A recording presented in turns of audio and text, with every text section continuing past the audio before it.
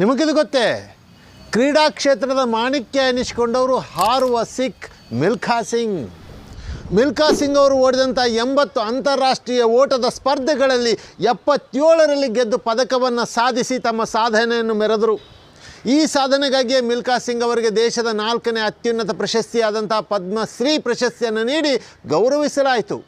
ಯಾವುದೇ ವ್ಯಕ್ತಿಯ ಜೀವನದ ಸಾಕ್ಷ್ಯಚಿತ್ರ ಅಂದರೆ ಬಯೋಪಿಕ್ಕನ್ನು ತೆಗೆಯೋದಕ್ಕೆ ಆಯಾ ವ್ಯಕ್ತಿಯಿಂದ ಅವರವರ ಕಥೆಯನ್ನು ಕೇಳಿ ಪಡೆಯಲಾಗುತ್ತೆ. ಕ್ರಿಕೆಟ್ ದೇವರು ಎನಿಸಿಕೊಂಡಂಥ ತೆಂಡೂಲ್ಕರ್ ಅವರು ತಮ್ಮ ಸಾಕ್ಷ್ಯಚಿತ್ರಕ್ಕಾಗಿ ತಮ್ಮ ಕಥೆಯನ್ನು ಹೇಳೋದಕ್ಕೆ ಪಡೆದುಕೊಂಡಿದ್ದು 40 ಕೋಟಿ ಹಣ. ಅದೇ ರೀತಿ ಮಿಸ್ಟರ್ ಕೂಲ್ ಎನಿಸಿಕೊಂಡಂಥ ಧೋನಿಯವರು ತಮ್ಮ ಸಾಕ್ಷ್ಯಚಿತ್ರಕ್ಕೆ ಕಥೆ ಹೇಳೋದಕ್ಕೆ ಪಡೆದುಕೊಂಡಿದ್ದು 45 ಕೋಟಿ ಹಣ. ಆದರೆ ಹಾರುವ ಸಿಖ್ ಎನಿಸಿಕೊಂಡಂಥ ಮಿಲ್ಖಾ ಸಿಂಗ್ ಅವರು ತಮ್ಮ ಕಥೆಯನ್ನು ಹೇಳೋದಕ್ಕೆ ಪಡೆದುಕೊಂಡಿದ್ದು ಕೇವಲ ₹1 ಮಾತ್ರ. ಇಷ್ಟು ಕಡಿಮೆ ಹಣ ಪಡೆಯೋದಕ್ಕೆ ಕಾರಣವೇನು ಅಂತ ಕೇಳಿದಾಗ ಮಿಲ್ಖಾ ಸಿಂಗ್ ಅವರು ಹೇಳಿದ್ದು, ನಮ್ಮ ಪ್ರತಿಭೆ ನಮ್ಮ ದೇಶದ ಯುವಜನತೆಗೆ ಮಾದರಿಯಾಗಬೇಕು ಹೊರತು ನಮ್ಮ ಹಣ ಸಂಪಾದನೆಗಲ್ಲ ಎನ್ನುವ ಈ ದೊಡ್ಡ ಮಾತು ಅವರ ವ್ಯಕ್ತಿತ್ವವನ್ನು ಉನ್ನತ ಮಟ್ಟಕ್ಕೊಯ್ಯುತ್ತೆ.